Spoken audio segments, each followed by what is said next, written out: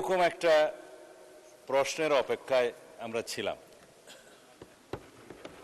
আমরা এর জাতীয় গুরুত্ব সবাই অনুধাবন করেছি, এই জন্য সবাইকে ধন্যবাদ।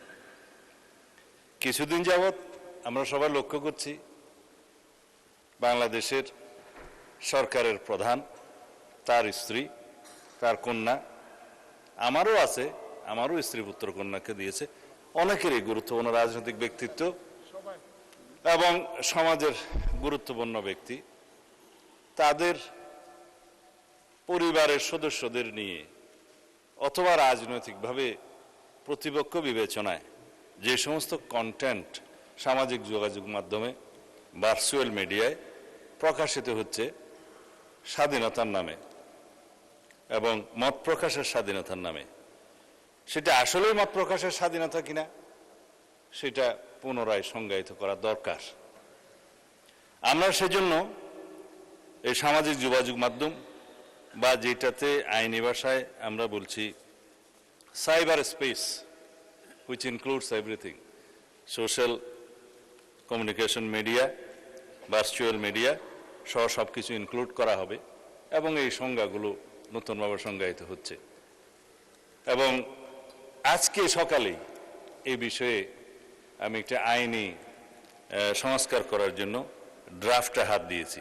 তা আমি জানতাম না আজকে এই কোয়েশ্চেনটা এখানে আসবে, এবং এটা মন্ত্রণালয় হিসেবে তথ্য মন্ত্রণালয়ের বিষয় যেহেতু কোরিলেটেড, আর এখানে সংসদের একটা বিধি মোতাবেক কেউ না থাকলে আমার জবাব দেওয়ার একটা বিধান আছে, সেই জন্য মাননীয় চিফ হুইপ একটা চিঠি আপনাদের দিয়ে রাখছে। ওই হিসাবে বলছি, উদ্দেশ্য ও কারণ সম্বলিত প্যারার মধ্যে আমরা যেটা ড্রাফট করার চিন্তা করছি খসড়া, তার মধ্যে শুধু কয়েকটা লাইন পড়ি। সাইবার স্পেসে গুজব, অপতথ্যের ক্রমবর্ধমান বিস্তার, কৃত্রিম বুদ্ধিমত্তা অর্থাৎ আর্টিফিশিয়াল ইন্টেলিজেন্স ব্যবহার করে বিভ্রান্তিকর, অপমানকর, বিরক্তিকর ও মানহানিকর কন্টেন্ট তৈরি এবং প্রচারের প্রবণতা, সামাজিক যোগাযোগ মাধ্যমে ক্ষতিকর কন্টেন্ট দ্রুত অপসারণের প্রয়োজনীয়তা এবং আন্তর্জাতিক প্রযুক্তি প্ল্যাটফর্মের ফর্মসমূহের সাথে অধিকতর কার্যকর সমন্বয়ের জন্য সাইবার সুরক্ষা আইনের একটা সংশোধনী আনতে হবে। সেটা সাইবার সুরক্ষা আইন 2026 নামে আমরা অবহিত করব। এর কতিপয় বিধান সংশোধন আমরা করব। তার মধ্যে এই যে গুজব, অপতথ্য, মানহানি, এরগুলো নতুন করে সংজ্ঞায়িত করা হবে। এছাড়া সাইবার স্পেসে এর কন্টেন্টের প্রকাশ, প্রচার প্রতিরোধের জন্য একটা নতুন ধারার শাস্তির বিধান এখানে আনা হবে। আবার আন্তর্জাতিক প্ল্যাটফর্ম, প্রযুক্তি প্ল্যাটফর্ম সমূহের সাথে কার্যকর সমন্বয় এবং সময় সীমাভিত্তিক কন্টেন্ট অপসারণ ব্যবস্থা নিশ্চিত করার জন্য আর একটা নতুন বিধি সংযোজন করা হবে। কারণ এখন আমরা রিকোয়েস্ট করি, হয়তো 6 মাস পরে সেটা অপসারণ করে নাও করতে পারে, সেজন্য এটা আনা। আর এই যে রিপোর্টকৃত কন্টেন্টের অপসারণ প্রক্রিয়া অধিকতর কার্যকর এবং জবাবদিহিতামূলক করার জন্য সেখানে বিধান আনা হবে। এবং আইন শৃঙ্খলা রক্ষাকারী বাহিনীর পাশাপাশি সরকারের নিকট থেকে ক্ষমতাপ্রাপ্ত অন্যান্য সংস্থাকেও আমরা এবং বাহিনীকেও এই সমস্ত তথ্য উপাত্ত অপসারণ, ব্লক এবং স্থানান্তর করবার জন্য আমরা ব্যবস্থা রাখব। সেখানে আমরা অনেক অথরিটি আছে, জাতীয় সাইবার সুরক্ষা আইনের মহাপরিচালক আছে, প্রযোজ্য ক্ষেত্রে বিটিআরসি আছে, তাদেরকে আমরা এই ক্ষমতা দিতে পারি। এখানে বলে রাখি মাননীয় স্পিকার, জুয়া প্রতিরোধ আইন 1867 সনের আইন, সেই ব্রিটিশ আইন দিয়ে আমরা এখনো চলছি। সেইটা 1867 নতুন করে আশা করছি সংসদের এই সেশনে আইনটা আনতে পারবো, ফাইনাল স্টেজে আছি, জুয়া প্রতিরোধ আইন। সেই জায়গায় জুয়া, অনলাইন জুয়া, অফলাইন জুয়া, বিভিন্ন প্ল্যাটফর্ম এগুলো ব্যবহার করে যে অপরাধগুলো সংগঠিত হচ্ছে তার সাথে মাদকও জড়িত, ওয়েটিং জড়িত, এগুলো এখন আধুনিকায়ন করতে হবে। আমরা আরো অনেক আইন আনার চেষ্টা করছি। আইনি কাঠামোটা দাঁড় করা গেলে সেটা তখন প্রয়োগের ব্যাপার।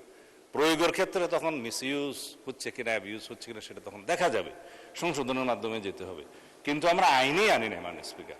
সবাই এখানে আমাকে বলছে যে মাদক প্রতিরোধ করুন। মাদকের জন্য মাদকদ্রব্য নিয়ন্ত্রণ আইনের ড্রাফটটা করে ফেলেছি, এই সেশনে হয়তো আনতে পারবো। সেখানে মাদকদ্রব্য নিয়ন্ত্রণ আইনের মধ্যে যারা মাদকের জন্য অপারেশন করতে যায়, মাদক ধরতে যায়, তাদের কোনো অস্ত্র নাই মাননীয় স্পিকার। অথচ যারা ড্রাগ ডিলার, ব্যবসায়ী, তারা তাদেরকে অত্যাধুনিক অস্ত্রসজ্জিত হয়ে আক্রমণ করে। তারা কোর্টে মামলা দায়ের করে, কিন্তু পাশাপাশি পুলিশও মামলা দায়ের করে, অন্য কোনো অথরিটি মামলা দায়ের করে।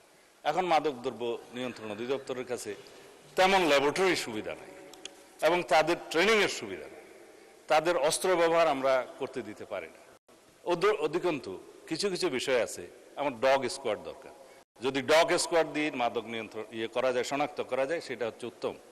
কিন্তু সেই ডগ স্কোয়াড আমরা দুই একটা বাহিনীর কাছে আছে, যেমন পুলিশেরও একটা ডগ স্কোয়াড আছে, র্যাবের আছে, তারপরে অন্যান্য জায়গার আছে, এগুলো বলবো না, ডিফেন্স ফোর্সের আছে।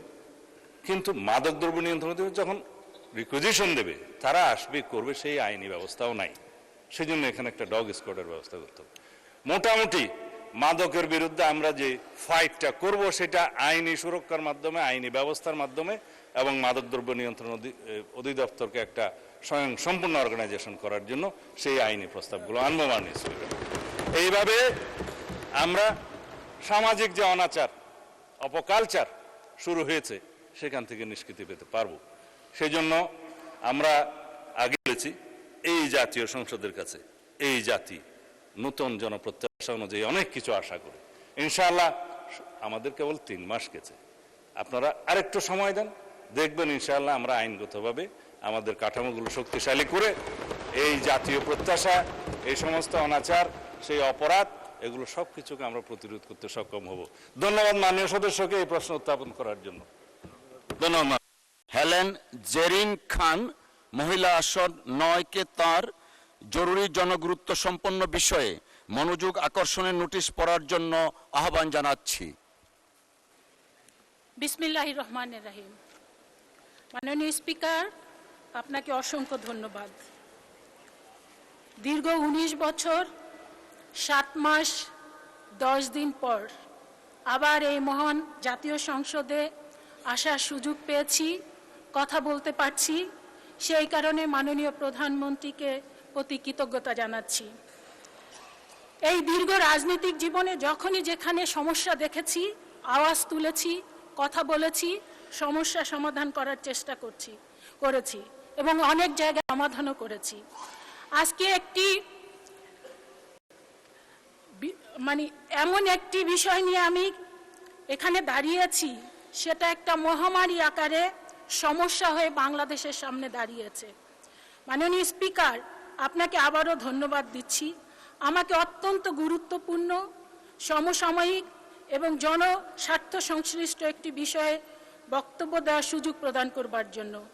আমরা এমন এক সময় অবস্থান করছি যখন তথ্য প্রযুক্তি ও কৃত্রিম বুদ্ধিমত্তার দ্রুত বিকাশ আমাদের জীবনযাত্রা, অর্থনীতি, শিক্ষা, স্বাস্থ্যসেবা, ব্যবসা বাণিজ্য এবং রাষ্ট্র পরিচালনার প্রতিটি ক্ষেত্রে নতুন সম্ভাবনার দ্বার উন্মোচন করেছে। বাংলাদেশেও এ অগ্রযাত্রার অংশীদার। ডিজিটাল সেবার বিস্তার, মোবাইল ইন্টারনেটের প্রসার এবং সামাজিক যোগাযোগ মাধ্যমের ব্যাপক ব্যবহার নাগরিকদের তথ্য প্রাপ্তি ও মত প্রকাশের সুযোগ বৃদ্ধি করেছে। কিন্তু মাননীয় স্পিকার, প্রতিটি প্রযুক্তিগত অগ্রগতির সঙ্গে কিছু নতুন ঝুঁকিও সৃষ্টি হয়। বর্তমানে সামাজিক যোগাযোগ মাধ্যম, ডিজিটাল প্ল্যাটফর্ম এবং এআই নির্ভর প্রযুক্তির অপব্যবহার জাতীয় ও আন্তর্জাতিক পর্যায়ে একটি গুরুতর উদ্বেগের কারণ হয়ে দাঁড়িয়েছে। আজ আমরা দেখতে পাচ্ছি বিভিন্ন সামাজিক যোগাযোগ মাধ্যম, বিশেষ করে ফেসবুকে ভুয়া পরিচয়ে অসংখ্য অ্যাকাউন্ট ও পেজ পরিচালিত হচ্ছে। সংগঠিত নেটওয়ার্কের মাধ্যমে কৃত্রিমভাবে জনমত প্রভাবিত করার চেষ্টা করা হচ্ছে। বিভ্রান্তিকর, মিথ্যা ও যাচাইবিহীন তথ্য দ্রুত ছড়িয়ে দেওয়া হচ্ছে। এআই ব্যবহার করে ভুয়া ছবি, ভিডিও ও অডিও তৈরি করা হচ্ছে। ব্যক্তি, প্রতিষ্ঠান, রাজনৈতিক দল এবং রাষ্ট্রের বিরুদ্ধে উদ্দেশ্য প্রণোদিত অপপ্রচার পরিচালিত হচ্ছে। বিশ্ব অর্থনৈতিক ফোরাম, জাতিসংঘ এবং বিভিন্ন আন্তর্জাতিক গবেষণা প্রতিষ্ঠানের সাম্প্রতিক প্রতিবেদনে মিস ইনফরমেশন ও ডিসইনফরমেশনকে আধুনিক বিশ্বের অন্যতম গুরুত্বপূর্ণ ঝুঁকি হিসাবে চিহ্নিত করা হয়েছে। কারণ মিথ্যা তথ্য শুধু বিভ্রান্তি সৃষ্টি করে না, এটি সামাজিক অস্থিরতা, রাজনৈতিক মেরুকরণ এবং জননিরাপত্তার জন্য হুমকি হয়ে উঠতে পারে। মাননীয় স্পিকার, আমাদের দেশেও এই চ্যালেঞ্জের মধ্যে আছে। আমাদের মাননীয় প্রধানমন্ত্রী জনাব তারেক রহমান এবং তার কন্যা জাইমা রহমান সহ দেশের রাজনৈতিক নেতৃত্ব, জনপ্রতিনিধি, সরকারি কর্মকর্তা, সাংবাদিক, শিক্ষাবিদ, চিকিৎসক, ব্যবসায়ী এবং বিভিন্ন পেশাজীবী নাগরিককে লক্ষ্য করে বিভিন্ন সময়ে সামাজিক যোগাযোগ মাধ্যমে অপপ্রচার, বিভ্রান্তিকর তথ্য প্রচারের ঘটনা ঘটেছে। মাননীয় স্পিকার, সবচেয়ে বেশি ক্ষতিগ্রস্ত হচ্ছেন আমাদের নারীরা। নারী জনপ্রতিনিধি, নারী সাংবাদিক, নারী চিকিৎসক, শিক্ষক, আইনজীবী, উদ্যোক্তা, সাংস্কৃতিক ব্যক্তিত্ব, সমাজের বিভিন্ন স্তরের নারীরা নিয়মিতভাবে অনলাইন হয়রানি, সাইবার বুলিং এবং চরিত্র হরণের শিকার হচ্ছেন। অনেক ক্ষেত্রে তাদের ছবি বিকৃত করে প্রচার করা হয়, ভুয়া পরিচয়ে অ্যাকাউন্ট খুলে বিভ্রান্তিকর তথ্য ছড়ানো হয়, কিংবা সামাজিকভাবে হেয় প্রতিপন্ন করার উদ্দেশ্যে অপপ্রচার চালানো হয়।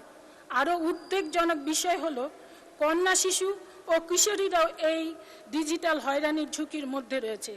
এই ধরনের কর্মকাণ্ড শুধু ব্যক্তির মর্যাদা ক্ষুণ্ণ করে না, বরং মানসিক স্বাস্থ্য, শিক্ষা, কর্মজীবন এবং সামাজিক নিরাপত্তার উপরও নেতিবাচক প্রভাব ফেলে। মাননীয় স্পিকার, সাইবার অপরাধের প্রকৃতি আজ আন্তর্জাতিক। একটি ভুয়া অ্যাকাউন্ট এক দেশে বসে পরিচালিত হতে পারে, সার্ভার থাকতে পারে অন্য দেশে, আর এর প্রভাব পড়তে পারে বাংলাদেশের নাগরিকদের উপর। ফলে এই চ্যালেঞ্জ মোকাবেলায় কেবল জাতীয় প্রচেষ্টা যথেষ্ট নয়, আন্তর্জাতিক সহযোগিতা অত্যন্ত গুরুত্বপূর্ণ। সামাজিক যোগাযোগ মাধ্যম পরিচালনাকারী আন্তর্জাতিক প্ল্যাটফর্মগুলোর সঙ্গে কার্যকর যোগাযোগ, তথ্য বিনিময় এবং আইনসম্মত সহযোগিতা বৃদ্ধি করা প্রয়োজন, যাতে এই অপরাধমূলক কন্টেন্ট দ্রুত শনাক্ত, অপসারণ করা যায়।